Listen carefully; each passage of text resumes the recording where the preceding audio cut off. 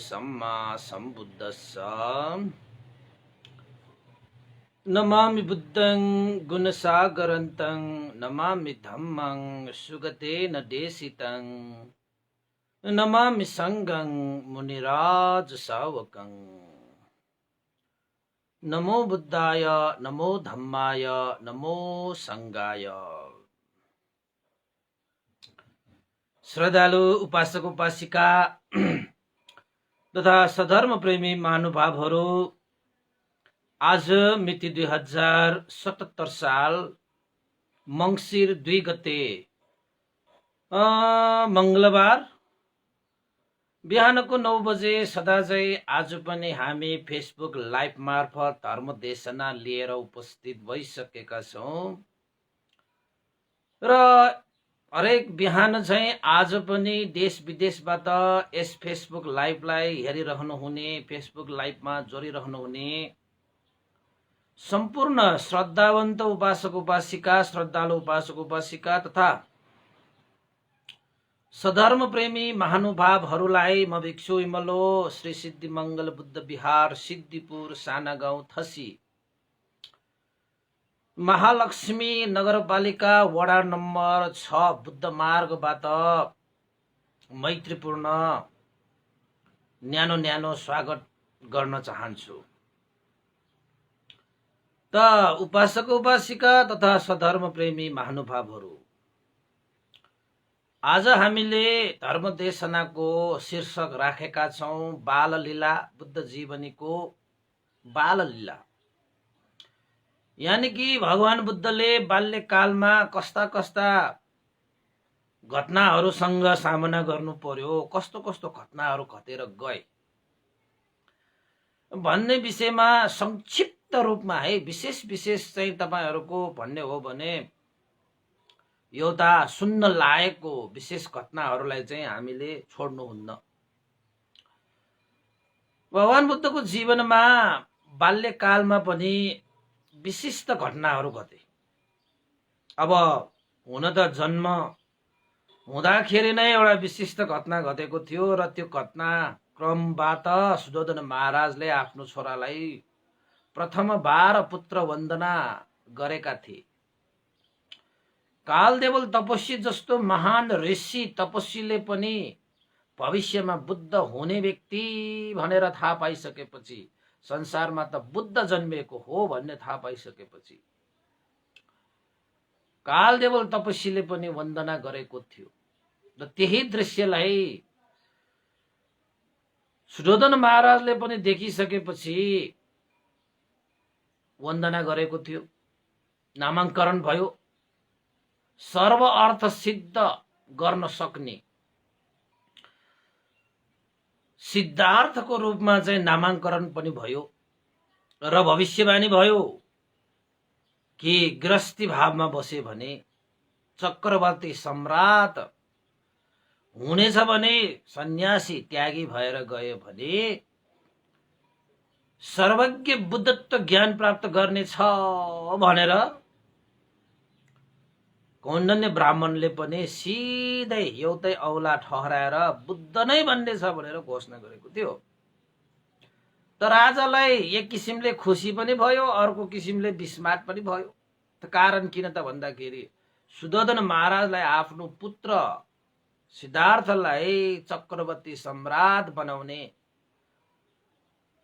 रहर थियो भन्नु पर्यो।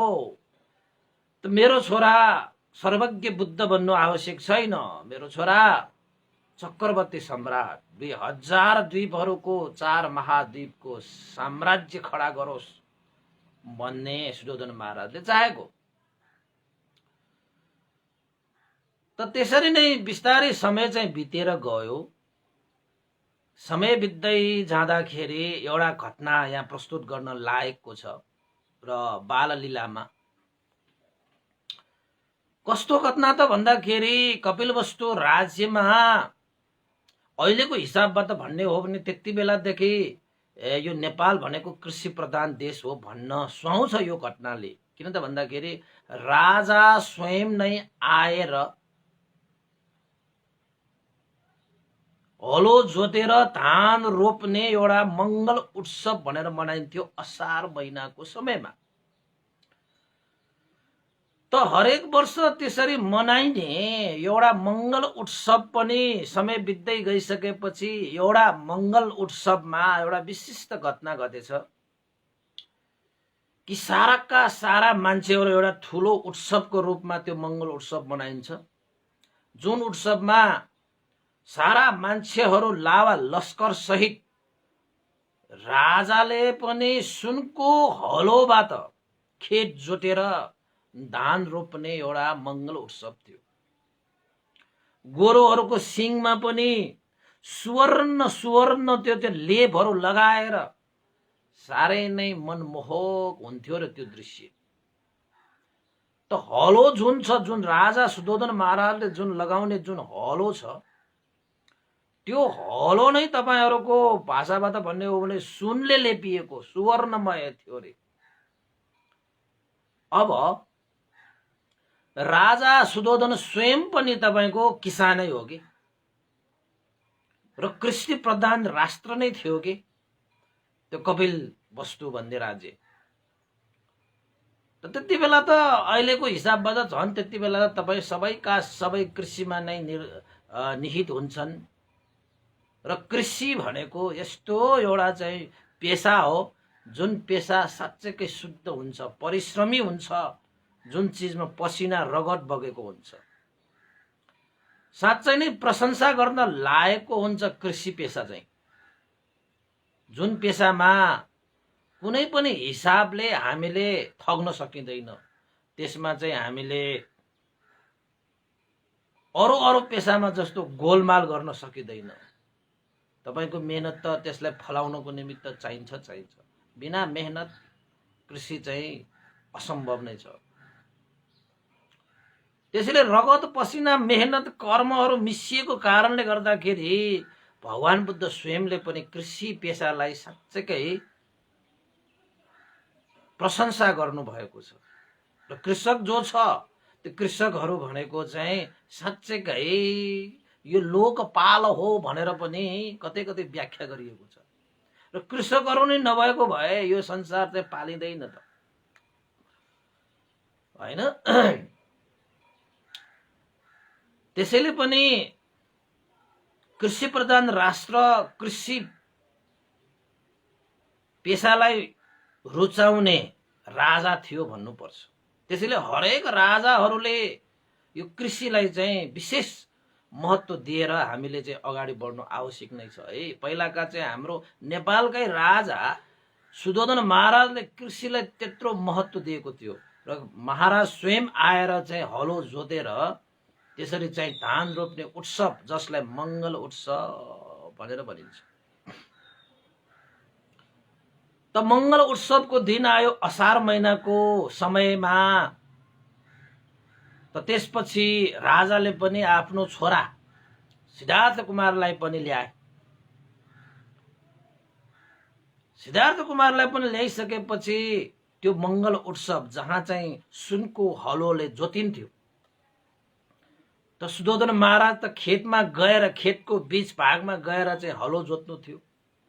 त सानो नाबालक त्यो छोरालाई लिएर जाने कुरा त भएन। त्यसैले सुधोधन महाराजले चाहिँ नजिकैको एउटा चाहिँ जामुन भन्ने एउटा वृक्ष रुख थियो,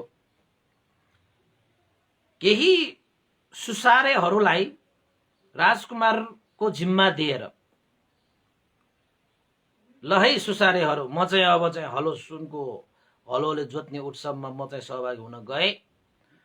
तिमीहरू चाहिँ यो राजकुमारलाई चाहिँ हेरचाह गरेर राख्नु है। यही चाहिँ रुख छ, जामुन्ने रुखमा चाहिँ यस्तो पालसाल त्यागेर त्यहाँ आसन सासन लगाएर राजकुमारलाई त्यही केही बेर चाहिँ राख्नु है, हेरचाह गर्नु है।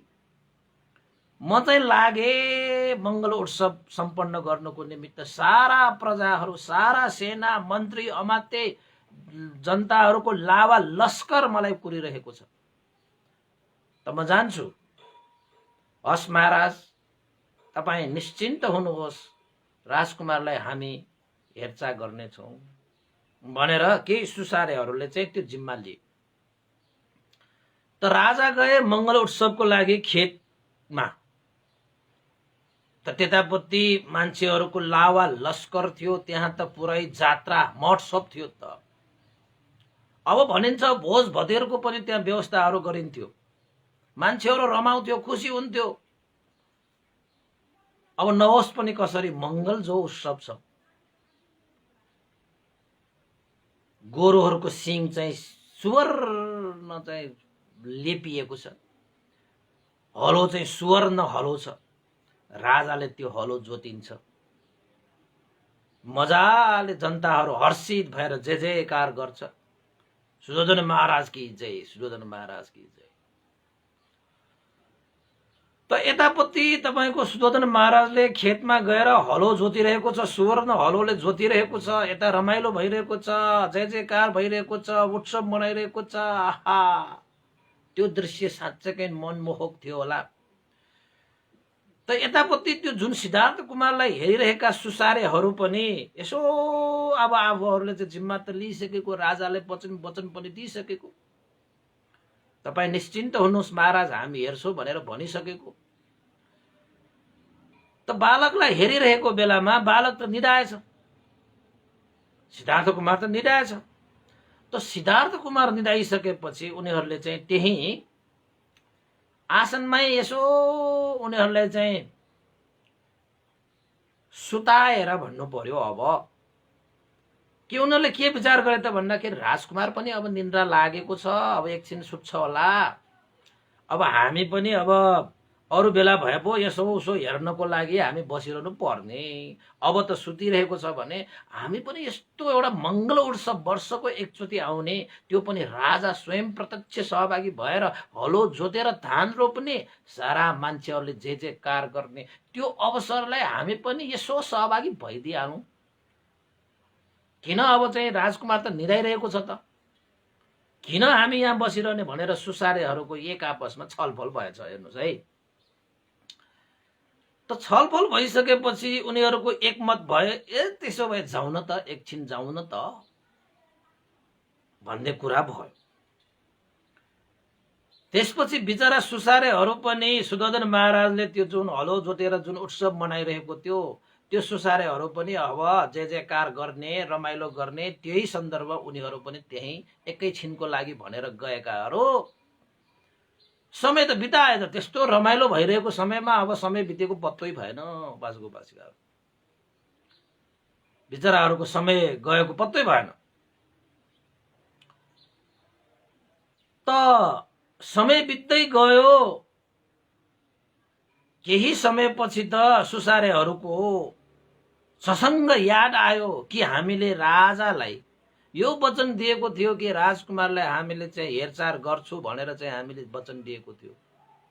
त हामीले चाहिँ जामुन वृक्ष मुनि चाहिँ राजकुमारलाई सुताएर आएको थियो। ओहो, समय त धेरै पो बितिसकेको रहेछ, एकैछिनको लागि भनेर हामी यहाँ आएको त समय बितेको त पट्टै भएन।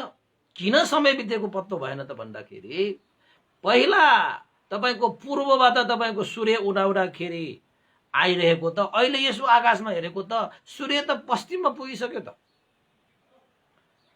अघि त्यो उत्सव हेर्न आउँदाखेरि सूर्य पूर्वमा थियो, अहिले चाहिँ जसँग याद आउँदाखेरि त सूर्य त तपाईको चाहिँ पश्चिममा भइसकेपछि त समय त धेरै बितिसकेको। पहिलाको त्यो समय हेर्ने त सूर्यले हो, सूर्यलाई यसो हेर्ने अनि समयको अन्दाज गर्ने। त पहिला पहिलाका ती किसानहरू, ती मान्छेहरूले चाहिँ सूर्यलाई हेरेर सही समयको अनुमान गर्न सक्थ्यो। त अहिले हामीले नारीमा खरिराखे पनि हाम्रो सही समय हुँदैन कि, फेरि कहिले बिग्रेको हुन्छ, कहिले चाहिँ पखन भन्नेको हुन्छ। त्यति बेला त्यस्तो थियो। त्यसपछि त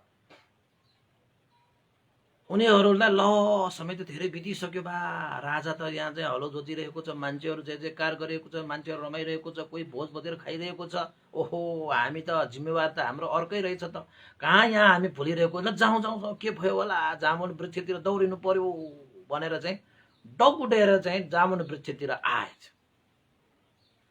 राजकुमारलाई हेर्नको निमित्त, राजकुमारलाई चाहिँ जान्नको निमित्त, बुझ्न के भएछ भनेर।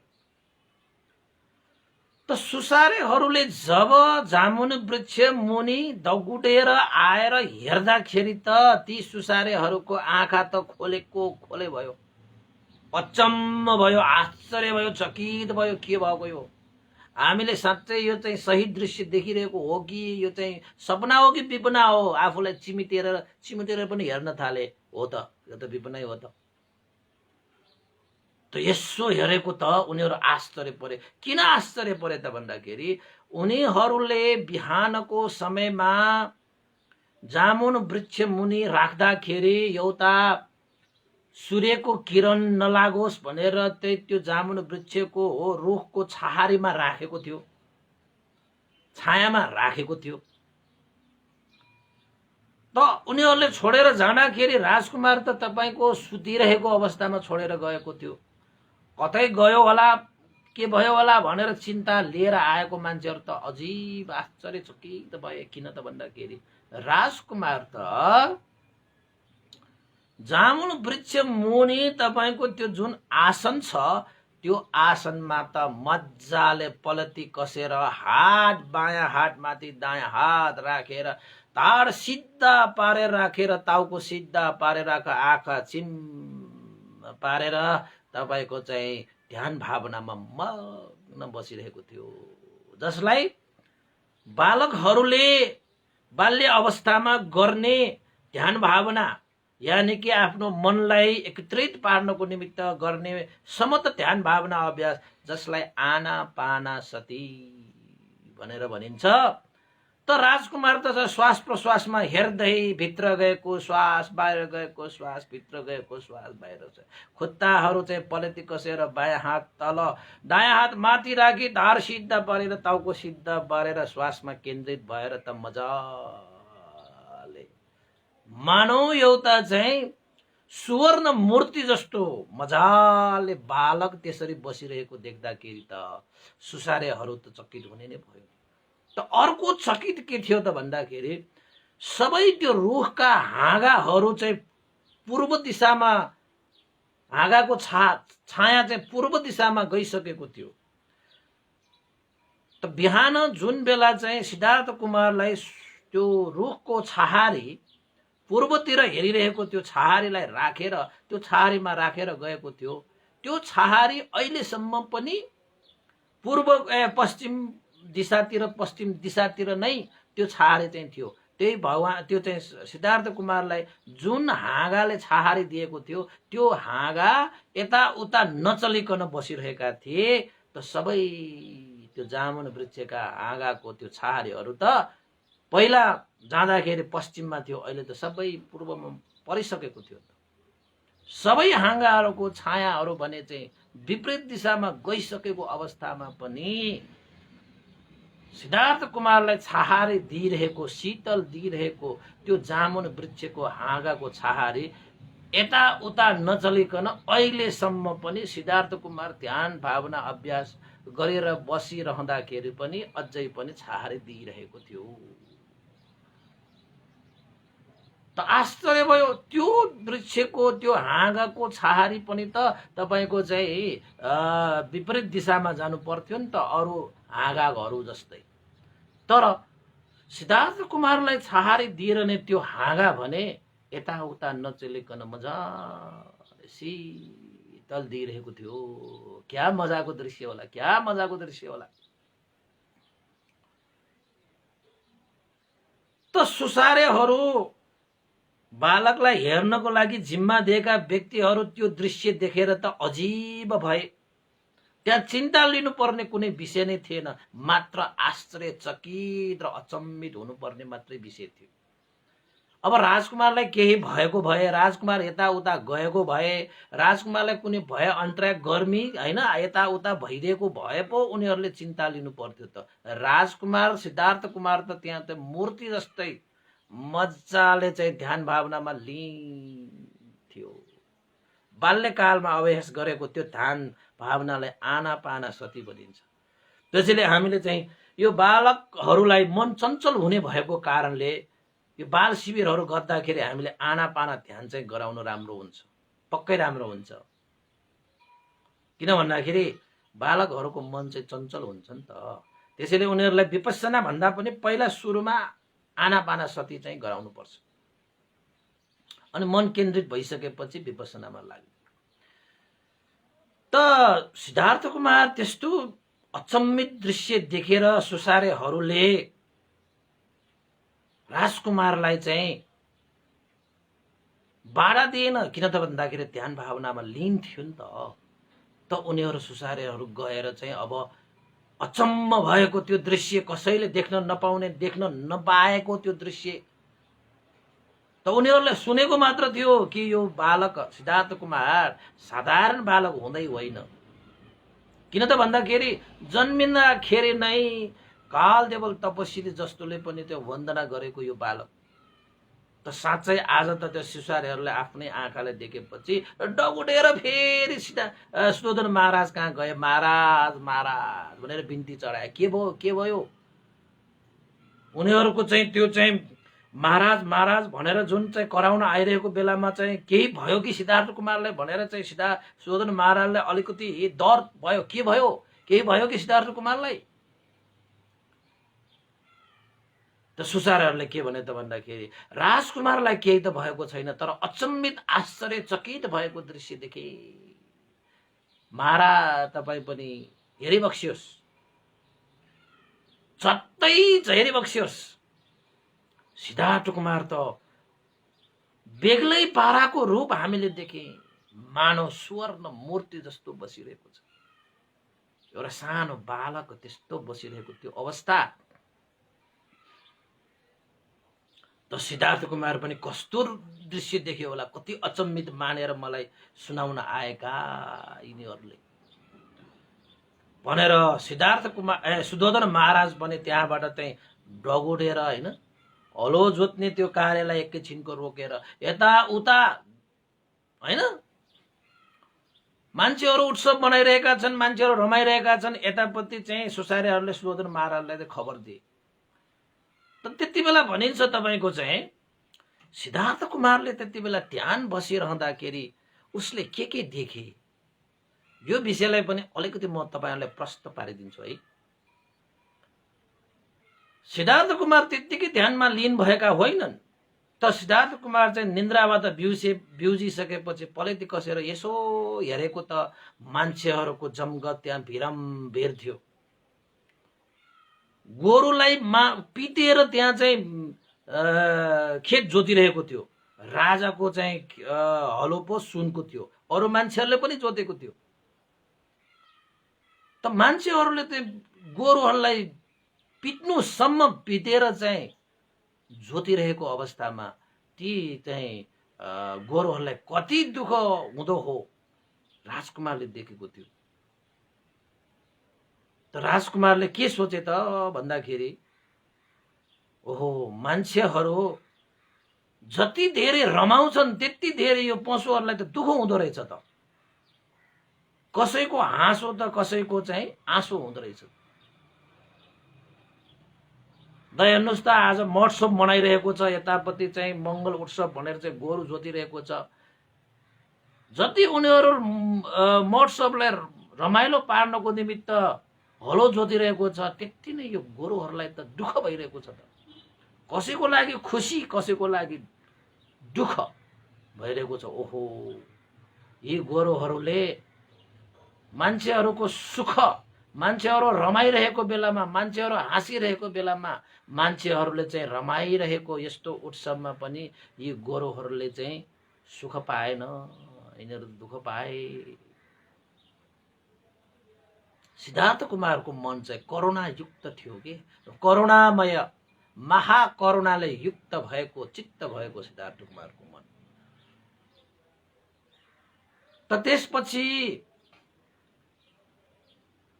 मान्छेहरू पनि दुःख नै नभएको हो कि यिनीहरू त कति रमाएर बसेका छन्, कति उत्सव मनाएर बसिरहेका छन् बाबा भनेर विचार गर्दै बसे एकछिन त है।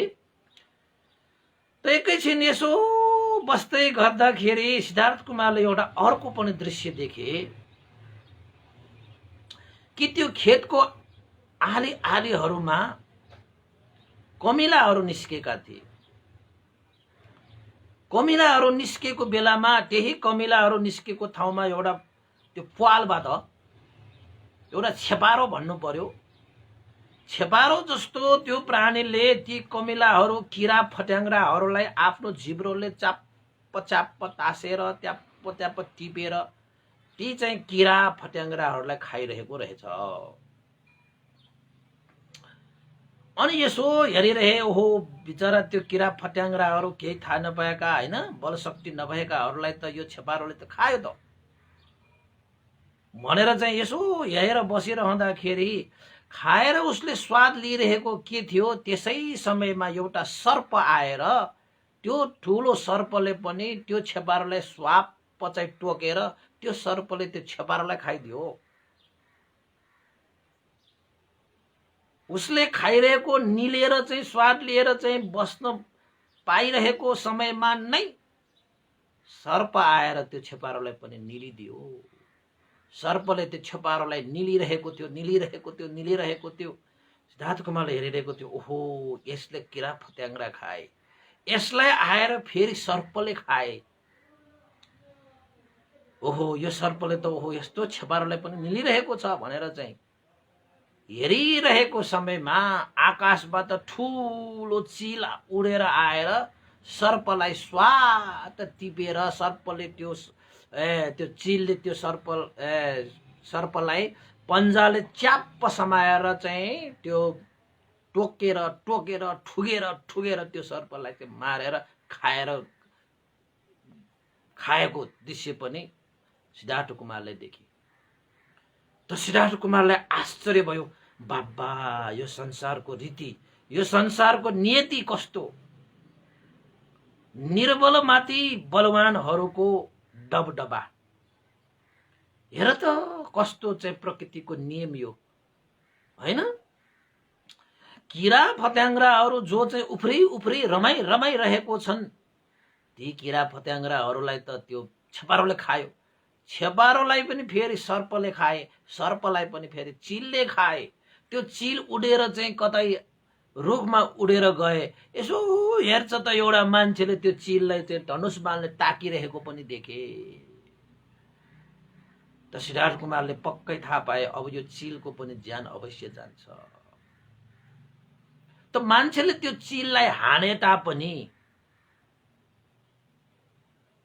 चिल त मर्ने भयो, त्यो मान्छे पनि हामीलाई पनि कालले आयो संस्कारले त्यसरी नै ताकिरहेको छ, कुन बेला यसलाई टिपेर लगिदिउँ, कुन बेला यसलाई चाहिँ पन्जामा पारौँ भनेर हामीलाई पनि मान्छेहरूलाई पनि ताकिरहेको छ कि। त्यसैले कोही पनि मान्छे यहाँ यो लोकमा सुरक्षित छैन बा, यो प्रकृतिको नियम यस्तो छ बाबा,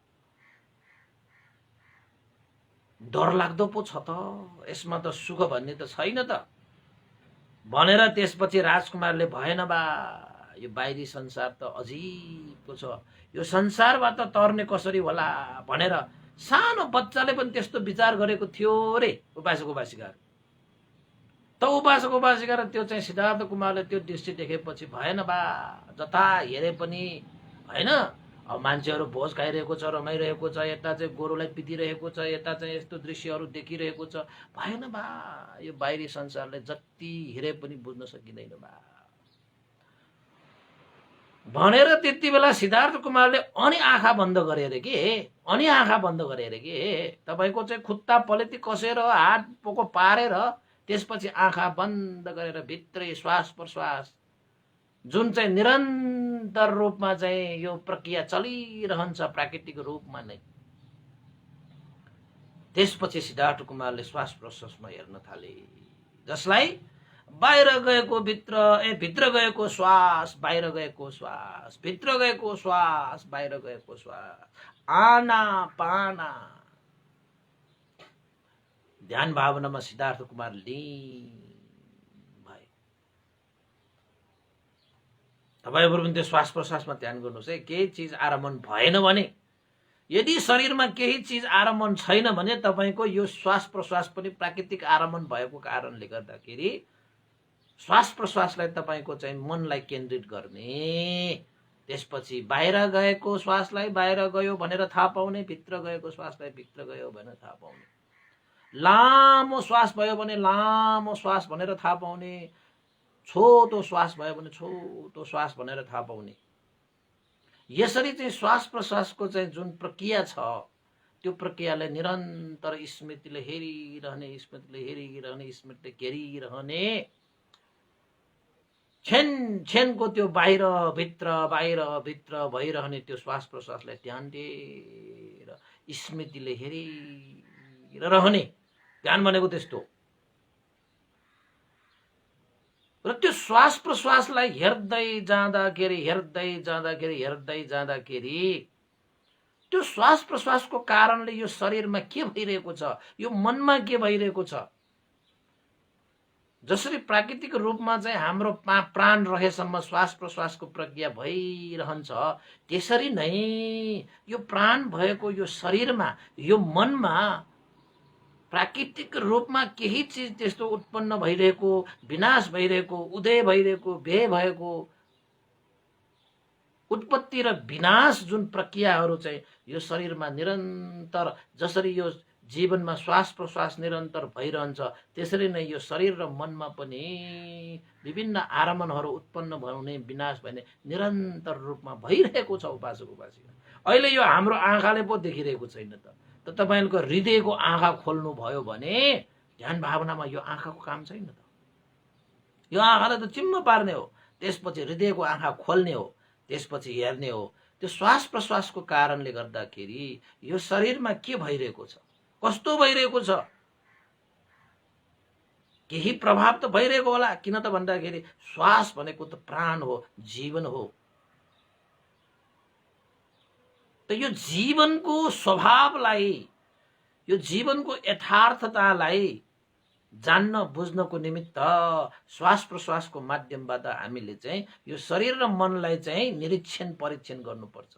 के उत्पन्न भएको छ, के विनाश भइरहेको छ, उदय व्यय, उत्पन्न विनाश उत्पन्न। किन त भन्दाखेरि संसार अनित्य छ नि, र अनित्य संसारमा कुनै पनि स्थिर रूपमा रहँदैन। यो त्रिलोक कहीँ पनि त्यस्तो चाहिँ स्थिरता भन्ने छँदै छैन।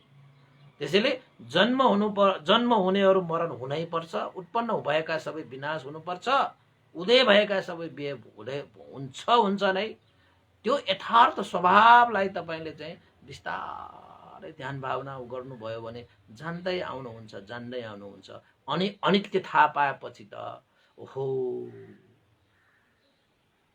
अनित्य भएकै कारणले यो शरीर दुःखमय छ, यो जीवन दुःखमय छ, यो दुःखमय संसारमा पो म छु त भन्ने कुरा त्यसपछि तपाईले दुःखलाई पनि बुझ्दै जानुहुनेछ। त दुःख भनेको त हामीलाई त मन पर्दैन, दुःख भनेको हामी चाहँदैनौँ, हामी सुख चाहन्छौँ तर पाइरहेको दुःख हुन्छ। सुख केही क्षण आयो भने यो सुखलाई सदा म राखिरहँ भन्दाखेरि पनि राखिरहन सक्दैन, दुःख त आइहाल्छ। भने जस्तो छैन यो शरीर, भने जस्तो छैन यो मन, भने जस्तो छैन यो जीवन। भनाइको मतलब आफूले भने जस्तो छैन, त्यसलाई अनात्मा स्वभाव भनेर भनिन्छ। यसरी आफूले भने जस्तो भएको भए त आत्मा भाव हुन्थ्यो, मैले भने जस्तो हुन्थ्यो, मैले चाहे जस्तो हुन्थ्यो।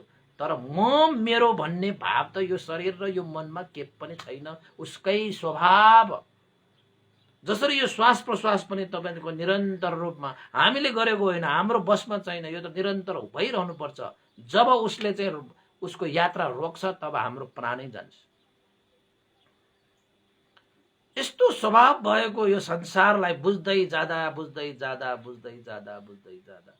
अनि त के भन्छ, अनात्मा स्वभाव उत्पन्न हुन्छ। हो, ध्यान बस्दाखेरि तपाईले यो देखे, त्यो देखे, नाना देखे, टाना देखे, त्यो देखे भन्नु त तपाईको एक किसिमले स्मृति मात्र होइन, त्यो ज्ञान होइन कि। त्यो ज्ञान त तब तपाईले प्राप्त हुनुहुन्छ ध्यान बस्दाखेरि हामीले चाहिँ अनुभव गर्नुपर्ने, अनुभूति गर्नुपर्ने, देख्नुपर्ने भनेको त अनित्य दुःख अनात्मा मात्रै हो।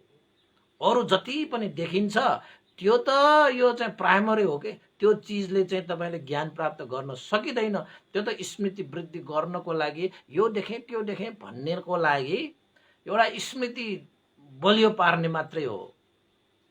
त वास्तवमा विपස්සना ज्ञान भनेको, विपස්සना ध्यान बसेर तपाईँले ज्ञान प्राप्त गर्नु भनेको चाहिँ भित्रै हृदयदेखि अनित्य बोध, दुःखलाई बोध, अनात्म स्वभावलाई बोध गर्नुलाई चाहिँ विपස්සना ज्ञान भावना उत्पन्न हुनु भनेर भनिन्छ। जेसुकै उत्पन्न होस्, तातो चिसो होइन, हावा होस्, पानी होस्, तपाईँको गरुङ्गो होस्, हल्काको होस् होइन, जस्तो सुकै स्वभावहरू चाहिँ उत्पन्न भए पनि त्यो स्वभावलाई हेरिरहँदाखेरि त्यहाँ तपाईँले चाहिँ विपස්සना दृष्टिले, ध्यान दृष्टिले हेर्नुभयो भने कुनै पनि चिज नित्य सुख र आत्मा भनेको तपाईँले पाउनु। यसलाई त्रिलक्षण भनेर भनिन्छ उपासक उपासिकाहरू हो। सिद्धार्थ कुमारले ध्यान बस्नुभयो आना पाना सती, जुन चाहिँ समता ध्यान भावना हो। मनलाई केन्द्रित गर्ने, मनलाई एकाग्र गर्ने कन्सन्ट्रेसन भनिन्छ। समता भनेको कन्सन्ट्रेसनको मार्ग हो, विपස්සना भनेको विजडमको मार्ग हो, प्रज्ञाको क्षेत्र हो त्यो चाहिँ होइन।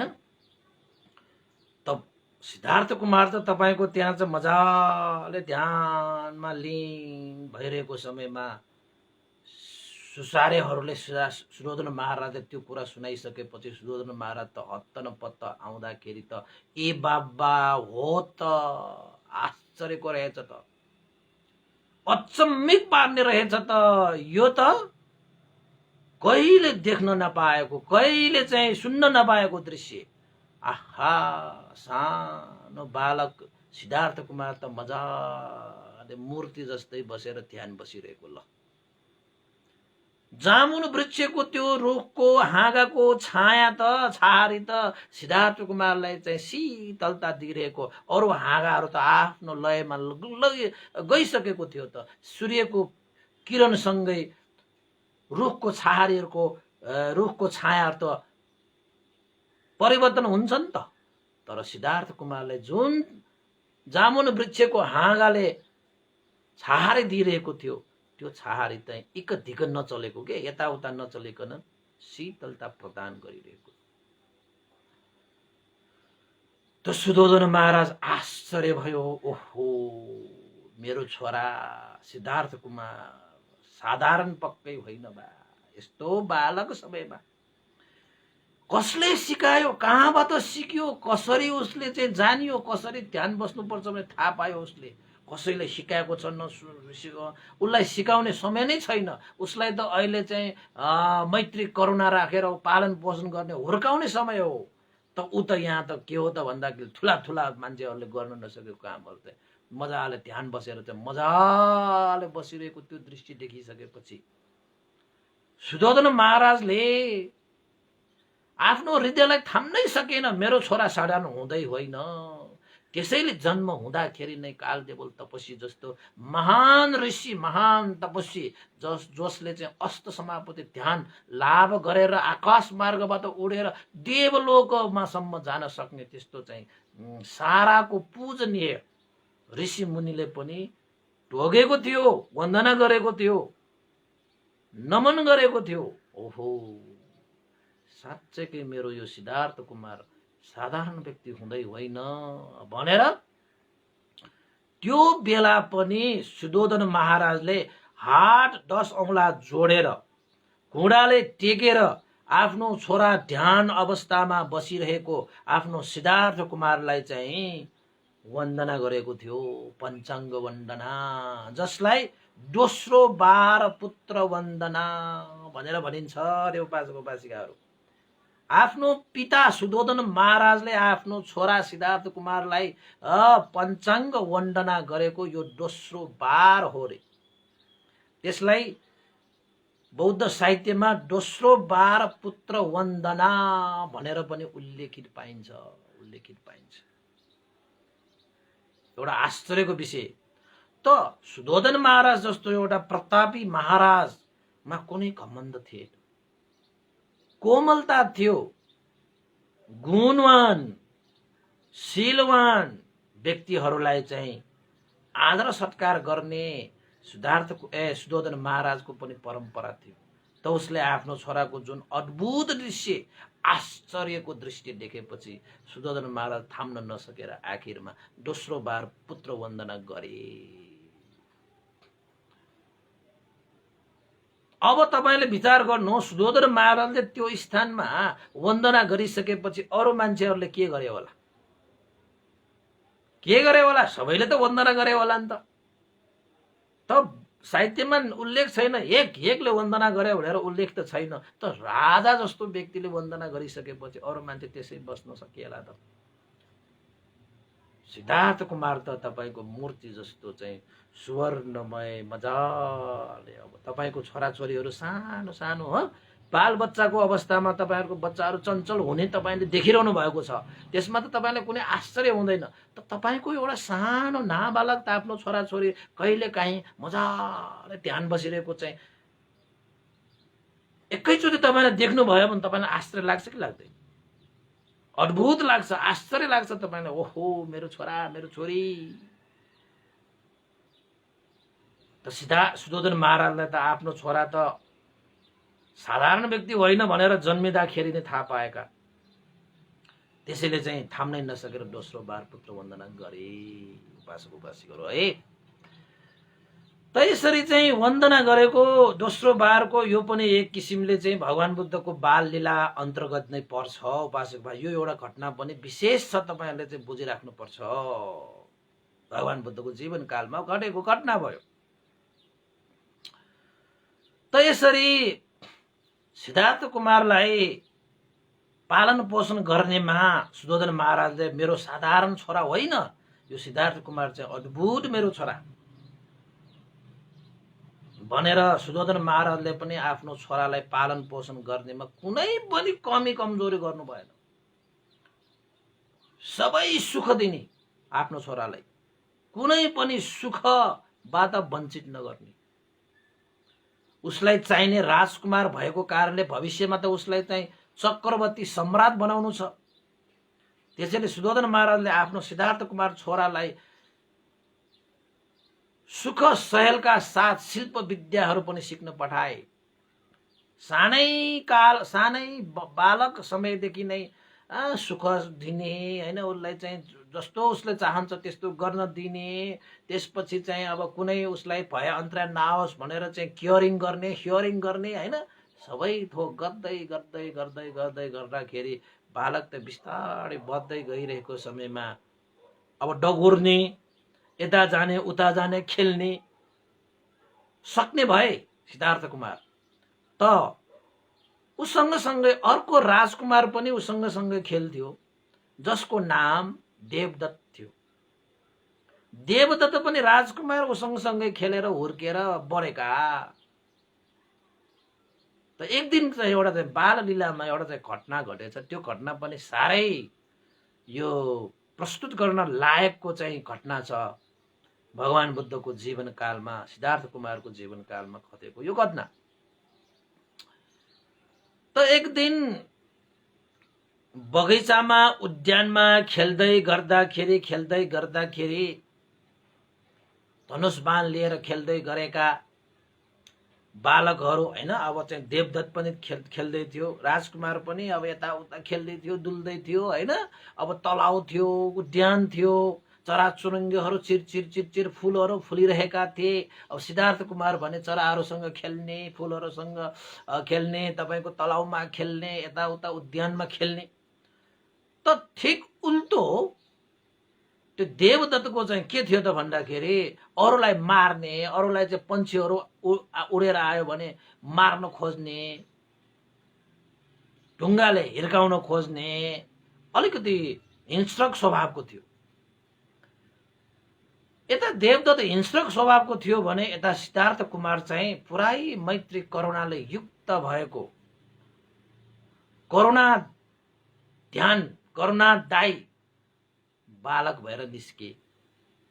घटना के भएछ त भन्दाखेरि तपाईले पानी हाँस भन्ने तपाईले सुन्नु भएको होला। पहिला पहिला यस्ता हाँसहरू थियो, आकाशमा उड्ने हाँसहरू थियो।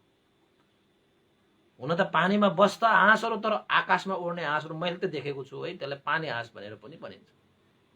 अब त्यो ग्रन्थमा चाहिँ राजहंस भनेर लेखिएको छ। सेतो हाँसहरूको राजा जो चाहिँ पानीमा बसे तापनि आकाशबाट उड्न सक्ने हाँस।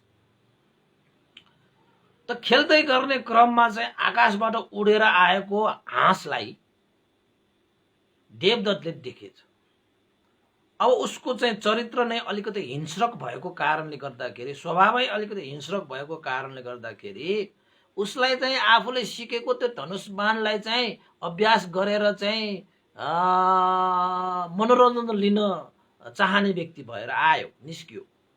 त त्यसपछि देवदत्तले चाहिँ आकाशबाट त्यसरी चाहिँ उडेर आएको त्यो चाहिँ राजहंस होइन, त्यसलाई त एकैचोटि चाहिँ आफ्नो धनुष बाणले तागेर बाणले हानेर चाहिँ माथि आकाशमा उडिरहेको हाँसलाई चाहिँ सिधा बाणले धसेर त्यसले चाहिँ खसालिदियो कि। यानि कि देवदत्तले चाहिँ आकाशमा उडेर आएको हाँसलाई बाणले हानेर खसालिदिए। बिचरा हाँस एक ठाउँबाट अर्को ठाउँमा जानु पर्थ्यो होला। बिचरा हाँस आफ्नो चाहिँ परिवार थियो होला, उसको न्याती बन्धुहरू थियो होला, उसको चाहिँ कति छोरा छोरीहरू थियो होला, मनमा के लिएर चाहिँ उडिरहेको होला। त देवदत्तले त्यस्तो केही पनि सोच्नु भएन, सिधै बाणले हानेर खसालिदिहालेछ। त बाणले लागिसकेपछि हाँस त चाहिँ अब कराउने नै भयो। उड्न नसकिने अवस्थामा खस्ने स्वभाव भएको कारणले गर्दाखेरि त्यो दृश्य चाहिँ सिद्धार्थ कुमारले खेल्ने क्रममा बाणले लागेको घाइते त्यो हाँस चाहिँ आफू सामुन्ने चाहिँ त्यो खसेको ठ्याक्कै देखेछ। यसो हेर्छ त ओहो, हाँसलाई त बाणले लागेर रगत्याम्म भएर हाँस त पुरै घाइते भएर उड्न नसकिने अवस्थामा मरौँ कि बाँचौँ गरिरहेको त्यो समयमा अब करुणा दाई, करुणामय सिद्धार्थ कुमारको त्यो मनले त्यो दृश्य हेर्नै सकेन।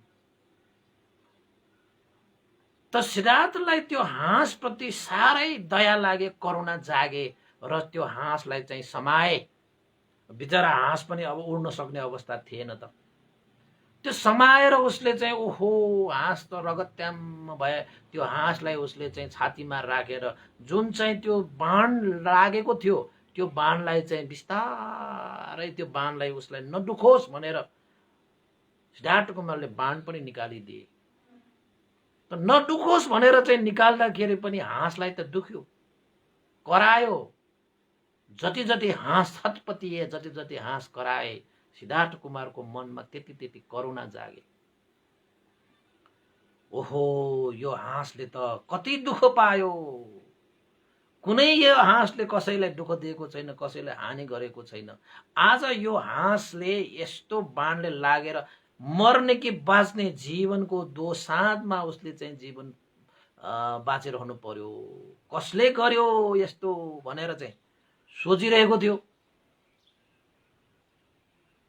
त्यति बेलै त्यहाँ चाहिँ देवदत्त आएर भन्न थाले, हे सिद्धार्थ, त्यो मेरो हाँस हो, मलाई देऊ। ओहो, सिद्धार्थ कुमारलाई त यसो हेरेको त ओहो, यो चाहिँ देवदत्तले पक्कै हानेको होला, बाणले हानेको हुनुपर्छ। त सिद्धार्थ कुमारले के भने त भन्दाखेरि, तिम्रो हाँस भनेर कसरी तिमीले भन्न सक्छौ? मैले चाहिँ आकाशमा उडिरहेको हाँसलाई मैले चाहिँ बाणले हानेर खसालेपछि मेरो भएन त्यो? खोइ देऊ सिद्धार्थ कुमार, मैले हानेर खसालेको त्यो हाँस मेरो हो, मलाई देऊ भन्न आएछ।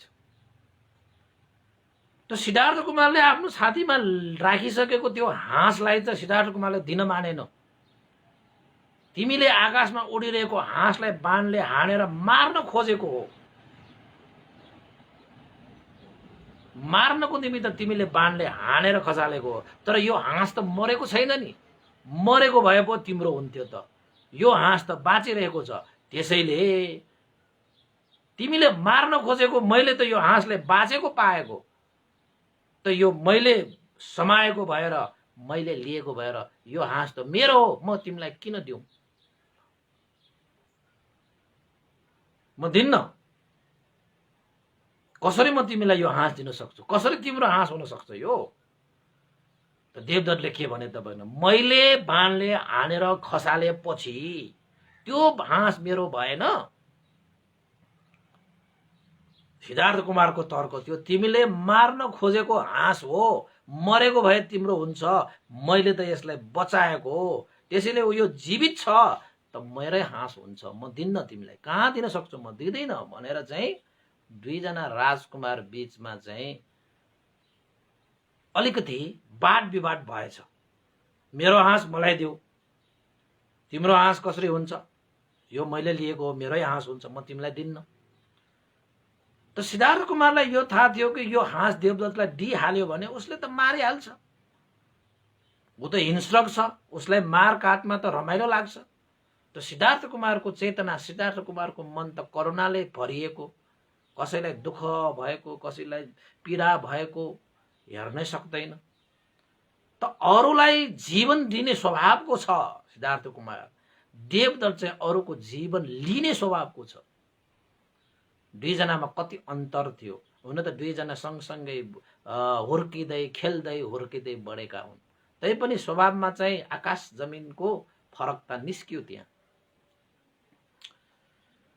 त्यसपछि सिद्धार्थ कुमारले दिएन, म त दिन्न यो तिमीलाई, कसरी दिन सक्छु, म त यसलाई बचाउँछु भनेर सिद्धार्थ कुमार सानै बच्चादेखि पनि यस्तै चाहिँ प्रज्ञा थियो कि त्यो जङ्गलको त्यो पातहरू हैन, अहिले हाम्रो चाहिँ जडीबुटी भन्छौँ नि, त्यस्ता औषधिहरू जङ्गलकै त्यो पात साटहरू राखेर त्यो हाँसको घाउमा चाहिँ औषधि पनि लगाइदिए।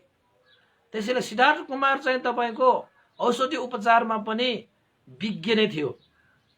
हेर्नुहोस् है, अब त्यस्तो धनुष मान्ने लागेको रगत्याम्न भएको त्यो हाँसलाई त आफैले चाहिँ जङ्गलको त्यो चाहिँ जडीबुटीहरू खोजेर, अब पातहरू साटहरू सबै औषधि हुन्, बोट बिरुवाहरू सबै औषधि लाग्छ कि हामीले नजानेर मात्रै हो, जान्नेहरूले त हरेक पातहरू चाहिँ औषधिको रूपमा प्रयोग गर्छ। त सिद्धार्थ कुमार पनि त्यस्तोमा चाहिँ चतुर थियो, विज्ञ थियो अरे। बालकदेखि त्यस्तो एउटा चाहिँ पारमिता भएको व्यक्ति त भइहाल्छ हैन। अब महसोत पण्डित भएर आएको, महसोत पण्डितको समयमा त औषधि नै लिएर आएको व्यक्ति भयो। त सिद्धार्थ कुमारले त्यो हाँसलाई औषधि राखेर हाँसलाई चाहिँ अलि राहत चाहिँ दिए, समय त लाग्ने नै भयो। त सिद्धार्थ कुमारले चाहिँ दिन मानेन, म त तिमीलाई कुनै पनि हालतमा यो हाँस तिमीलाई दिँदैन, तिमीले चाहिँ ज्यान लिन खोजेको तर यसको ज्यान त बचिरहेको छ, मलाई त यसलाई ज्यान प्राण दिन खोजिरहेको, जीवन दिन खोजिरहेको, त्यसैले मेरै हुनुपर्छ। जीवन लिनेलाई भन्दा जीवन दिनेलाई जीवन प्रति अधिकार हुन्छ। त्यसैले तिमीले त मार्न खोजेको, जीवन त हनन गर्न खोजेको, तिम्रो जीवन प्रति कसरी अधिकार हुन्छ? मृत भएको भए त तिम्रो हुन्थ्यो, तर चाहिँ यो त मृत छैन नि, मैले त उसलाई जीवन दिन खोजेको। त्यसैले जीवन लिने, हनन गर्नेलाई भन्दा जीवन दिनेलाई जीवन प्रतिको अधिकार हुन्छ। यो हाँसमा मेरै अधिकार छ, मैले जानेको मैले बुझेको यही हो, म तिमीलाई दिन्न भनेपछि दुईजनाको बीचमा ठुलै विवाद भयो। त्यो विवाद चर्किँदै राजसभामा पनि त्यो विवाद गयो। विवाद गइसकेपछि अन्तस त्यसरी विवाद हुँदाखेरि, जस्तै अब अहिलेको हाम्रो अदालत भनौँ न हैन, राजसभामा पनि त्यस्तो छिनोफानो गर्ने न्यायाधीशहरू पनि रहेछ। त न्यायाधीशहरूले छिनोफानो गर्नको निमित्त त त्यो घटनाको विषयमा सबै जानकारी चाहियो। जानकारी लिँदाखेरि चाहिँ खास भएको घटना के हो भनेर चाहिँ सुयोधन महाराजको सामुन्ने नै न्यायाधीशहरूले चाहिँ सोद्धाखेरि देवदत्तले के भने त भन्दाखेरि, मैले आफ्नो शिल्प विद्याको कमालले आकाशमा उडिरहेको हंसलाई आफ्नो धनुष बाणले हानेर मैले चाहिँ खसालेको थियो, त्यसैले मैले हानेको बाणले खसेको कारणले त्यो हाँस मेरो हुनुपर्छ।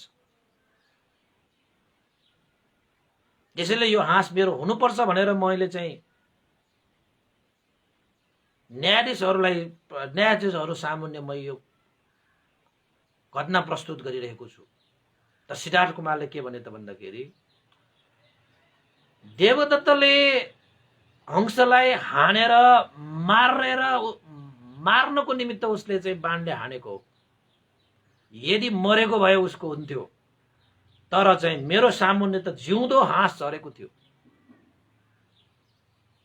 त मैले त्यो हाँसलाई चाहिँ जीवन दिए, मैले औषधि राखेर उसको जीवन दिए। त देवदत्तको यो हाँस कसरी हुन्छ? वास्तवमा जीवन हनन गर्ने भन्दा पनि जीवन दिनेहरूको जीवनप्रति अधिकार हुन्छ। मार्नेलाई भन्दा बचाउनेलाई जीवनको अधिकार हुन्छ। त देवदत्त मार्ने मार्गमा छ भने मैले त उसलाई जीवन दिने मार्गमा छु, बचाउने मार्गमा छु। मार्नेलाई भन्दा बचाउनेलाई जीवनको अधिकार हुन्छ भने यो हाँस मेरो अधिकारमा पर्छ। त्यसैले मेरो अधिकारमा परेको यो हाँस मैले देवदत्तले नदिएको हुँ भनेर सिद्धार्थ कुमारले पनि तर्क प्रस्तुत गरे। सुधोधन महाराज पनि हेरिरहेका थिए। राजाको अगाडि नै त्यो चाहिँ छिनोफानो भइरहेको थियो, न्याय निसाब भइरहेको थियो। त केही न्यायाधीशहरूले चाहिँ देवदत्तले नै पाउनुपर्छ भन्नेहरू पनि निस्के, केहीले चाहिँ सिद्धार्थ कुमारले पाउनुपर्छ भन्ने पनि निस्के। हुन त केही समयसम्म वाद विवाद नै भयो। न्यायाधीशहरूको विषयमा पनि ठिक निर्णय गरिदिनको निमित्त समय लाग्यो। यो हाँस प्राप्त गर्ने वास्तविक रूपमा अधिकारी को भन्ने विषयमा ठुलै चर्चा परिचर्चा भएपछि अन्ततः के निर्णय भयो त भन्दाखेरि मार्नेको भन्दा पनि बचाउनेको अधिकार हुन्छ जीवनमाथि। मार्ने भन्दा बचाउने अधिकारी हुन्छ। त देवदत्तले हंसलाई मार्न खोजेको, सिद्धार्थ कुमारले बचाउन खोजेको। जीवनमाथि सबभन्दा बढी जीवनमाथि कसको अधिकार हुन्छ त भन्दाखेरि मार्नेको भन्दा बचाउनेको अधिकार हुन्छ भनेर त्यो सभाबाट अन्ततः निर्णय गरिदिए कि यो हाँस सिद्धार्थ कुमारको अधिकारमा छ, यो हाँस सिद्धार्थ कुमारले नै पाउने छ भनेर सुधोधन महाराजको सामान्य न्यायाधीशहरूले आखिर त त्यो हंस सिद्धार्थ कुमारलाई नै सुम्पिनु पर्ने निर्णय गरिदिए। ल हेर्नुहोस्, न्याय निसाब भयो त्यहाँ चाहिँ। त न्याय निसाब त्यसरी भइसकेपछि त त्यो न्याय निसाबले जे गर्छ त्यही हुन्थ्यो। त आखिरमा सिद्धार्थ कुमारले त्यो हंसलाई आफैले प्राप्त गरे, जुन हंसलाई सिद्धार्थ कुमारले औषधि सौषधि गराएर खुवाएर पिलाएर आफ्नो अधिकार प्राप्त गरिसकेपछि राजकुमार सिद्धार्थ कुमार त खुसी भए। न्यायाधीशहरू साँच्चैकै मेरा पिता सुधोधन महाराजका न्यायाधीशहरूले आखिरमा सही न्याय गर्ने रहेछ, धन्यवाद, साधुवाद कि आज उहाँहरूको एउटा सही निर्णयको कारणले एउटा चाहिँ प्राण बचिएको छ। उसँगै कयौं प्राणहरू चाहिँ उसँग चाहिँ समावेश छन्, छोरा छन्, छोरी छन्, उसँग चाहिँ कयौं मनहरू जोडिएको हुन्छ, कयौं जीवनहरू जोडिएको हुन्छ। हामीले हेर्दाखेरि एउटै जीवन मात्र देखिएला। त्यसैले न्याय निसाब गर्नु भनेको चाहिँ सही न्याय निसाब गर्दाखेरि मात्रै धर्मसङ्गत हुन्छ है। त सिद्धार्थ कुमारले न्यायाधीशहरूलाई साधुवाद दिए। तपाईहरूले चाहिँ सही समयमा सही निर्णय गरिदिनु भयो, तपाईहरूले साधुवाद छ। यस्ता मान्छेहरू हाम्रो राष्ट्रमा पनि भइदिएको भए धेरै राम्रो हुन्छ। तपाईको परिवारमा पनि राम्रो हुन्छ, मेरोमा परिवारमा, समाजमा, देशमा, संसारमा यस्ता न्यायाधीशहरू हुनुपर्छ। र कपिलवस्तु कति समृद्धिशाली होला, न्यायाधीशहरू पनि न्याय गर्नको निमित्त सक्षम। आहा, हेर्नुहोस् त, राजा सुधोधन महाराज पनि आफ्नो छोरा राजकुमारले पाउनुपर्छ भनेर चाहिँ उसले तर्क गर्छ भने उसले नै पाउनुपर्छ भनेर चाहिँ सुधोधन महाराजले पनि आफ्नै छोरालाई चाहिँ दिने आदेश दिएन। त्यो मुद्दालाई चाहिँ न्यायालयमा राखे, आफ्नै छोरा भए पनि आफ्नो राजकुमारको चाहिँ त्यो मुद्दालाई पनि न्यायाधीशहरूको सामुन्ने राख्न सकेको सुधोधन महाराज पनि त्यत्तिकै न्यायवादी हुन त सक्थ्यो नि त। राजा सुधोधन महाराजले मेरो छोरोले पाउने चाहन्छ भने खुरुक्क मेरो छोरालाई यो हाँस दिऊ भनेर चाहिँ ठाडो आदेश लगाएको भए राजाको आदेश कसले नमान्ला र? तर सुधोधन महाराज त्यसो गरेन। देशको नियम कानुनलाई मिच्नु भएन। आफूहरूले नै सृजना गरेको त्यो विधि विधानलाई कुनै हानि नोक्सानी नगरेर त्यही विधि विधान अनुसार चल्नुपर्छ भनेर चाहिँ आफ्नो छोराले पाउनुपर्छ भन्ने त्यो अधिकारलाई पनि न्यायालयले जस्तो निर्णय गर्छ त्यही म पनि मान्छु भनेर सुधोधन महाराज कति न्यायवादी होला ल तपाईँहरू भन्नुहोस् त। त्यस्तो पो राजा त नाता कुटुम्ब भनेर चाहिँ सुधोधन महाराजले कुनै पनि भेदभाव गरेन। यदि न्यायालयबाट त्यो निर्णय गरेको भए देवदललाई चाहिन्छ भनेको भए देवदलले नै पाउँथ्यो त्यो। तर आखिरमा जीवन मार्नेलाई भन्दा जीवन बचाउनेलाई यो जीवनको अधिकार हुन्छ कि? त सिद्धार्थ कुमारले त्यो अधिकार पाए भनेपछि कपिलवस्तु तपाईहरूको हिसाबबाट हाम्रो हिसाबबाट त्यो हेर्दाखेरि राजा सुधोधन महाराज पनि साँच्चै धर्मात्मा न्याय निसाब चाहने राजा थियो। र त्यो सुधोधन महाराजले जुन चाहिँ नियुक्त गरिरहेका त्यो न्यायाधीशहरू पनि साँच्चै सही निर्णय गर्न सक्ने न्यायाधीशहरू पनि थिए। त्यसैले चाहिँ कपिलवस्तु त्यति बेला समृद्धशाली र राजा प्रतापी भनेर भनिन्छ। त्यत्तिकै भनेको होइन नि त, त्यत्तिकै भनेको होइन रहेछ त है। यसरी सिद्धार्थ कुमारले हंसलाई औषधि सौषधि गरिसकेपछि उसलाई पालन पोषण गरिसकेपछि जुन बेलासम्म त्यो हंस पूर्ण रूपमा घाइतेबाट निको नभएसम्म सिद्धार्थ कुमारले संरक्षण दिएर एउटा चाहिँ पशुलाई पनि, पशुको प्राण पनि उत्तिकै महत्त्व छ जति अरू प्राणीहरूको चाहिँ प्राणको चाहिँ महत्त्व छ। उसको पनि परिवार होला, उसको पनि मन होला, उसको जीवनसँग कयौं जीवन जोडिएको छ, उसको मनसँग कयौं मनहरू जोडिएको छ। उसलाई पनि चोट पर्दा दुख्छ, उसको पनि काट्दाखेरि रगत आउँछ। कति करुणा! बाल्यकालदेखि उपासक उपासिकाहरू सिद्धार्थ कुमार त करुणावान। त उसलाई पालन पोषण गर्दै गर्दै गर्दै जति उसको घाउ निको हुँदै गइरहेको छ सिद्धार्थ कुमार त्यति मनमा सन्तोष भएर आए। आखिर त सिद्धार्थ कुमारको त मित्र जस्तै भयो कि त्यो हंस त। त्यसपछि अन्ततः त्यो हंसको पूर्ण रूपमा घाउ निको भइसकेपछि सिद्धार्थ कुमारले उद्यानबाट त्यो हंसलाई जाओ, अब तिमी अब उड्न सक्ने भयो, अब तिमीले तिम्रो परिवारलाई भेट्नु छ, तिम्रो जीवनसँग जोडिएकाहरूसँग मैत्री साट्नु छ तिमीले। तिम्रो प्रतीक्षामा कति आँसु झर्यो होला, तिम्रो प्रतीक्षामा कतिले चाहिँ आँखा चाहिँ बाटोमा गऱ्यो होला, ल जाओ आजदेखि तिमी भनेर चाहिँ हाँसलाई चाहिँ बिदा दिएर चाहिँ उडाएर पठाइदिए। बिचरा हाँस पनि खुसी भएर, हुन त भनिएको छ अर्थकथाहरूमा चाहिँ त्यो हाँसले सिद्धार्थ कुमारलाई छोड्नको लागि कति गाह्रो भयो रे। त त्यो हाँस उडेर गएर आफ्नो चाहिँ परिवारमा भेटेको कति रमाएको त्यो दृश्य पनि सिद्धार्थ कुमारले हेरेर बसिरहेको थियो रे। त सिद्धार्थ कुमारलाई सन्तोष भयो रे, मैले जीवन बचाउन सकेँ। संसारमा मार्न त धेरै सजिलो छ, हजारौं लाखौं करोडौं मार्न सकिएला, तर एउटा जीवन बचाएर देख्नुहोस् त त्यस्ता मार्नेहरूले। एउटा जीवनलाई चाहिँ जीवन दान दिएर हेर्नुहोस् त कति आनन्द आउँछ, कति सुख, कति सन्तोष प्राप्त हुन्छ भन्ने कुरा अनि थाहा पाउँछ। हामी त बल शक्ति भयो भने अरूलाई दबाउनको निमित्त, अरूको हत्या गर्नको निमित्त टम तयार भएर हतियार शस्त्र अस्त्र उठाइहाल्छौँ हामी। त्यो वास्तवमा त्यो करुणाचित्त भएका व्यक्तिहरूले गर्ने कार्य नै होइन, मानवता भएका व्यक्तिहरूले गर्ने कार्य नै होइन।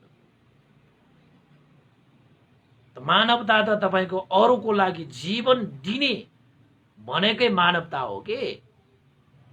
देवदत्तमा मानवता त थिएन। त देवदत्तले त्यति बेलादेखि सिद्धार्थ कुमारलाई चाहिँ द्वेष चित्तले हेर्न थाले। मैले प्राप्त गरेको त्यो चिजलाई उसले चाहिँ खोसेर लिए। मेरो प्राप्तिमाथि उसले हानि पुर्याए। मेरो यो त हानि नोक्सानी गर्ने चाहिँ व्यक्तिको रूपमा पो आयो त। मेरो लाभमा हानि गर्ने व्यक्ति हो, मेरो प्राप्तिमा हानि गर्ने व्यक्ति हो। यसलाई त म पखन मौका आओस्, अवसर आओस्, मैले पनि यसलाई कहाँ बाँकी राख्छु र भनेर देवदत्तले बाल्यकालदेखि त्यो हंसको घटनादेखि नै सिद्धार्थ कुमार प्रति द्वेष चित्तले हेर्न थाले भन्ने पनि उल्लेखित पाइन्छ। तर सिद्धार्थ कुमारले कहिले पनि कसैलाई द्वेष चित्तले हेर्नु भएन। सबै प्राणी मात्र समान छन् भनेर चाहिँ सिद्धार्थ कुमारले एउटा चाहिँ हाँस जस्तो प्राणीलाई सम्म पनि मैत्री चित्त राखेर उसको घाउमा मलम लगाएर हैन जडीबुटीहरू सबै चाहिँ लगाएर हाँसलाई चाहिँ पूर्ण रूपमा चाहिँ घाउ चोटहरूबाट निको पारेर आखिरमा आफ्नै परिवारमाथि चाहिँ आफ्नै परिवारसँग मेलमिलाप गराउन पाउँदाखेरि त्यो सिद्धार्थ कुमारले कति सन्तोष भयो होला। त्यसैले उपासक उपासिकाहरू मार्न सजिलो होला।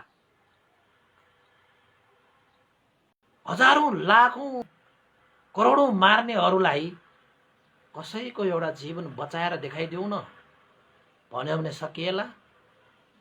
त्यसैले हजारौं करोडौं मान्छेहरूलाई प्राणीहरूलाई मारेर चाहिँ बहादुर भइदैन, तर एउटा जीवनलाई बचाएर देखायो भने त्यो मान्छेलाई बहादुर भनिन्छ रे उपासक उपासिकाहरू। मारेर कोही पनि बहादुर भनिँदैन। यहाँ त मैले यति मारे उति मारे हत्या हिंसा यस्ता शस्त्र अस्त्र रगतको खोलो बगाएर बहादुर भइँदैन त। कसैको जीवन दिने, एउटा जीवन दिन सक्यो भने त्यो जतिको बहादुर अब को हुन सक्छ। अब जीवन दिन सक्ने भनेपछि त त्यो कस्तो बहादुर होला, त्यो कस्तो चाहिँ महान होला। त्यसैले भगवान बुद्धको शिक्षा अनुसार हामीले कसैको जीवनलाई हानि गर्ने होइन, नोक्सानी गर्ने होइन, दुःख दिने होइन, कष्ट दिने होइन। हामी त अर्काको जीवन दिने हो, जीवनमा सुख दिने हो, आनन्द होइन सन्तोष दिने हो। यदि आनन्द सुख दिन सकेन भने कमसे कम दुःख पीडा शोक नदेऊ। भगवान बुद्धको शिक्षाले यसो भन्छ। हुन त मानवता भइसकेपछि अर्काको दुःखलाई हनन गर्नको निमित्त, अर्काको जीवनलाई जिउनको निमित्त हामीले चाहिँ आफ्नो जीवनले उनीहरूको जीवन उजागर गर्नको निमित्त साथ सहयोग दिनुपर्छ। यदि दिन सकेन भने उनीहरूको जीवन दुःख कष्ट र शोकमा डुबाउनको निमित्त कुनै तपाईले भूमिका निभाउनु हुँदैन। कसैलाई सुख दिन सक्दैनौ भने कसैलाई दुःख पनि नदेऊ। कसैले हाँसो दिन सकिँदैनौ भने कसैलाई आँसु पनि नदेऊ। कसैलाई सन्तोष दिन सक्दैनौ भने कसैलाई चोट र पीडा पनि दिन पाइँदैन। त्यो अधिकारको कुरा होइन। कसैको जीवन तपाईले चाहिँ बचाउन सक्नुहुन्न भने कसैको जीवन हनन गर्ने अधिकार पनि तपाईसँग छैन। कहाँबाट आयो तपाईले अर्काको जीवन हनन गर्ने? जब तपाईले कसैको जीवन, एउटा जीवन तपाईले चाहिँ दिन सक्दैनौ भने कसैको जीवन हनन गर्ने अधिकार हामीसँग हुन्छ भन्ने तपाई मान्यता राख्नुहुन्छ। त्यसैलाई तपाई धर्म भन्नुहुन्छ, त्यसैलाई तपाई कर्म भन्नुहुन्छ, त्यसैलाई तपाई सत्य मार्ग भनिरहनुहुन्छ भने तपाई ढोकामा हुनुहुन्छ। त भगवान बुद्धको जीवनमा भएको यो चाहिँ सिद्धार्थ कुमार र देवदत्तको घटनाले पनि हामीलाई धेरै कुरा सिकाउँछ। उपासक धेरै कुरा सिकाउँछ।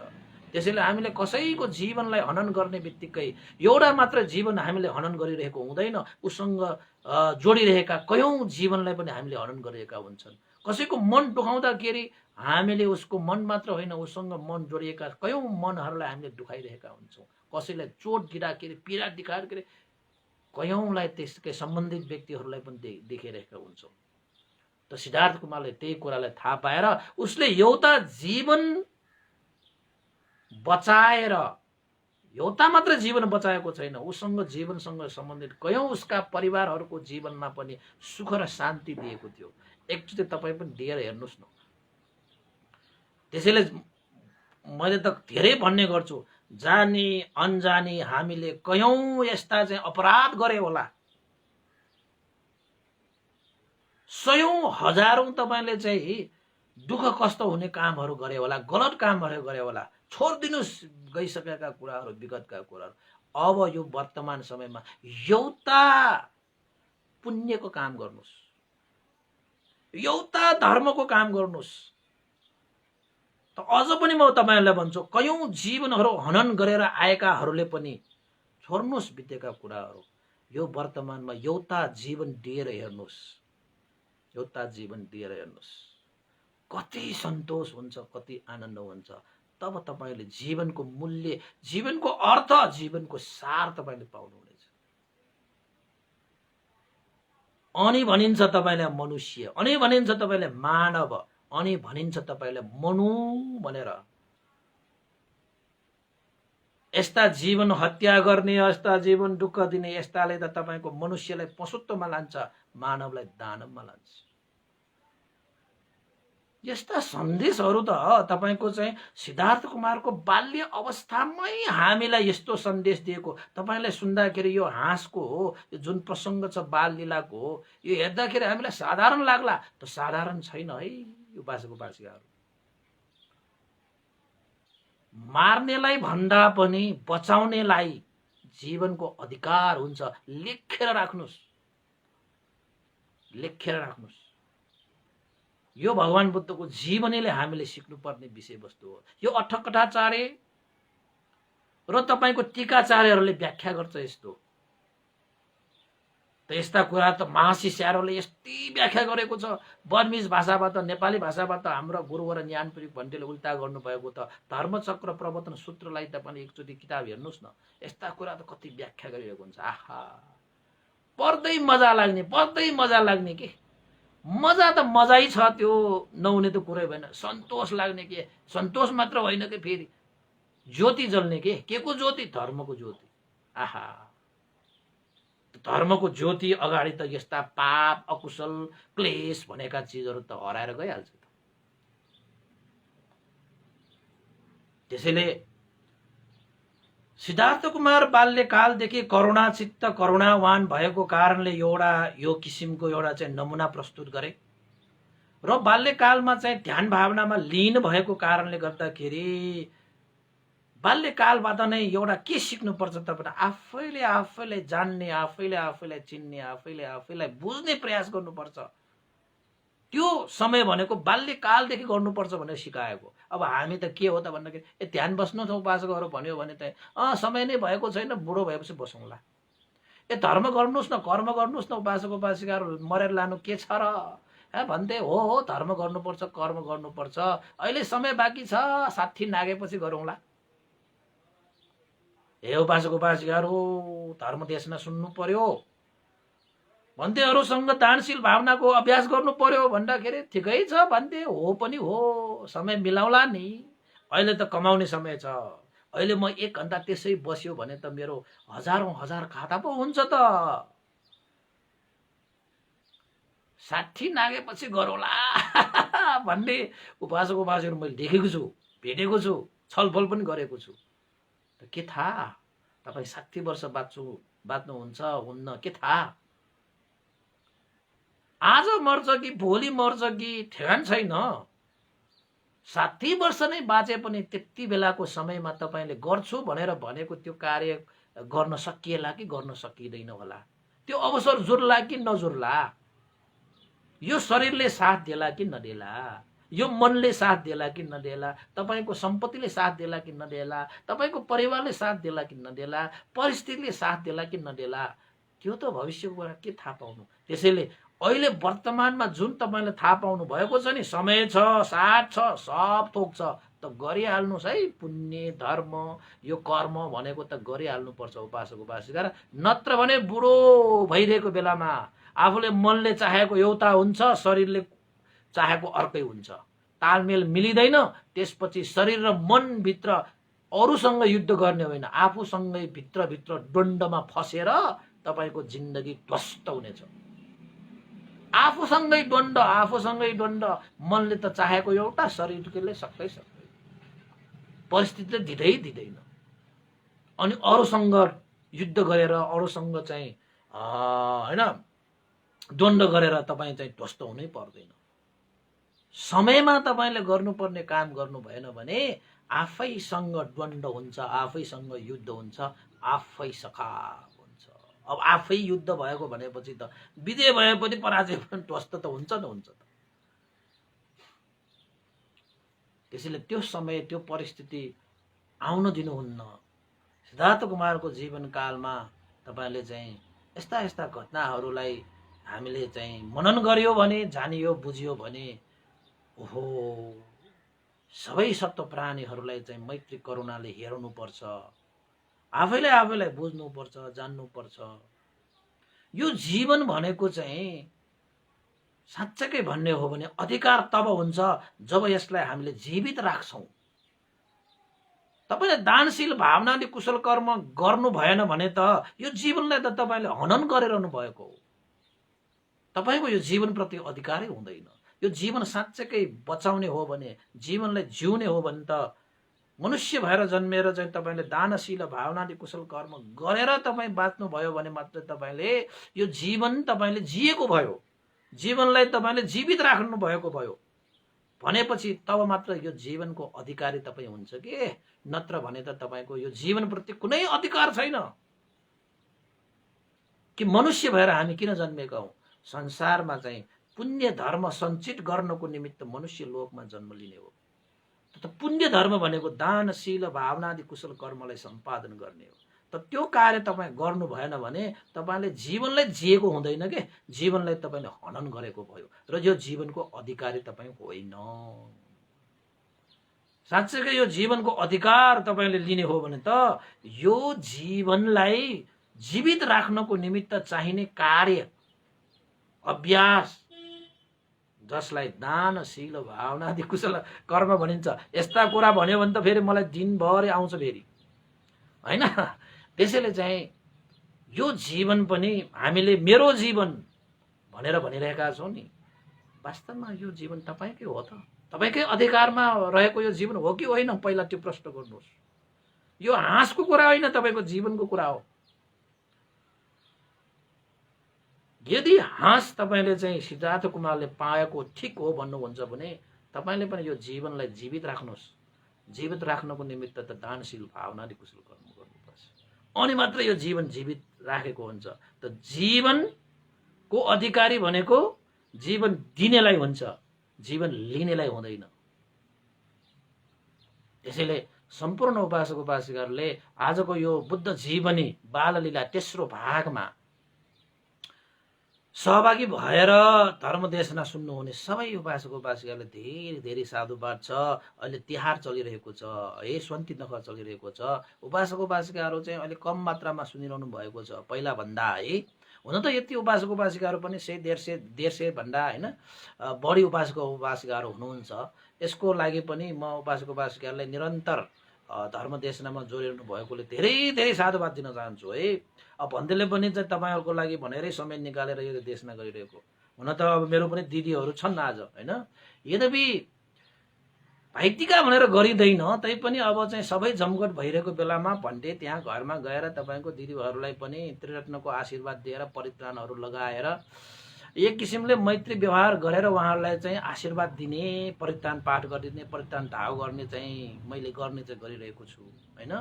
अब दिदीहरू घर परिवारहरू त खासै म भेटिँदा पनि भेटिँदैन, त यस्तो अवसर जुरेको बेलामा सबै भएको बेलामा उहाँहरूलाई पनि आशीर्वाद दिने चाहिँ गरेको छु।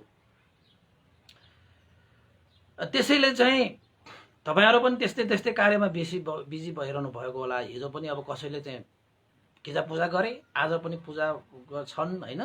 अब त्यो पात्रको अनुसार के तिथिमितिहरू नमिलेर भएको होला, जे होस् खैर सबैलाई चाहिँ यो हिजो पूजाको दिदीहरू भाइहरूलाई धेरै धेरै चाहिँ धर्मचित्तहरू चाहिँ वृद्धि भएर चाहिँ जीवनमा धेरै ठुल्ठुला कामहरू गरेर जीवनलाई जीवित राख्ने होइन, दानशील भावनादि कुशल कर्महरू सम्पादन गर्न सकोस् भनेर सबै दिदीहरू सबै भाइहरू होइन मात्र होइन सबै प्राणीहरूलाई पनि यस्तो कुशल चेतनाहरू वृद्धि होस्। जीवन लिने होइन जीवन दिने हो। यदि कसैको जीवन दिन सकिँदैनौँ भने कसैको जीवन लिने अधिकार पनि छैन भन्ने एउटा सन्देशमूलक यो सन्देश भएको चाहिँ आजको बाल लीलालाई चाहिँ मैले यहीँ टुङ्ग्याउने अनुमति चाहे। अवश्य पनि भोलि पनि हामी यसरी नै भगवान् बुद्धको जीवनीलाई लिएर अझै थप जानकारी गर्ने नै छौँ। आजको उपदेश मैले यहीँ टुङ्ग्याउने अनुमति चाहे। सबैले श्रद्धा आस्था गौरव राखेर सुनिदिनु भयो। सबैलाई भवतु सब मङ्गलङ। र अन्तमा मैले चाहिँ हिजो अस्ति मैले चाहिँ भने जस्तै तपाईँहरूको लागि एउटा चाहिँ जानकारी, आज चाहिँ 239औं भाग भइसकेको छ। 250औं भागमा हामीले एउटा चाहिँ विशेष एउटा चाहिँ भिडियो क्लिप्स बनाउने भन्ने मैले चाहिँ सोचेको छु, जसमा चाहिँ तपाईँहरूले चाहिँ यो देशनाहरू यतिका देशनाहरू सुनेर तपाईँहरूलाई कस्तो लागेको छ होइन, तपाईँहरूको चाहिँ कमेन्ट होइन, तपाईँहरूको चाहिँ अनुभव कस्तो भयो भन्ने चाहिँ 2-3 मिनटको एउटा चाहिँ भिडियो बनाएर मलाई पठाउनुहोस्। सबैको एउटा चाहिँ समेटेर एउटा भिडियो बनाउने चाहिँ सोच राखेको छु होइन। अब कमेन्टमा त धेरै उपासकले धेरै कुराहरू लेख्नुहुन्छ, त्यसको लागि त धेरै धेरै साधुवाद छ। अब एउटा भिडियो बनाइदिनुहोस्। तपाईँलाई त्यो भिडियो बनाएर तपाईँले खिचेर 2-3 मिनटको त्यो भिडियोमा तपाईँले मेरो इमेल एड्रेसमा पठाइदिनुहोस्। मैले चाहिँ अहिले हरेक देशनाको चाहिँ त्यो नोटिस लेख्दाखेरि त्यो नोटिसमा मैले इमेल एड्रेस पनि लेखेको छु, फोन नम्बर पनि लेखेको छु। तपाईँहरूको त्यो चाहिँ भिडियो क्लिप्स जुन धर्म देशनाको विषयमा लागेको अनुभवलाई त्यो भिडियो क्लिप्समा राखेर मलाई इमेल एड्रेसमा पठाउनुहोस्। तपाईँहरूको त्यो भिडियो क्लिप्सलाई मैले चाहिँ जोडेर एउटा चाहिँ भिडियो बनाउने एउटा सोच राखेको छु। आशा एवं विश्वास छ तपाईँहरूले त्यो भिडियो तपाईँको धर्म देशना गरिरहेको यो समयको अन्तरालमा भएको अनुभवलाई बतुलेर सानो क्लिप्स अवश्य पठाएर सहयोग गर्नुहुनेछ भन्ने आशा एवं विश्वासका साथ आजको देशना मैले यही टुङ्ग्याएँ।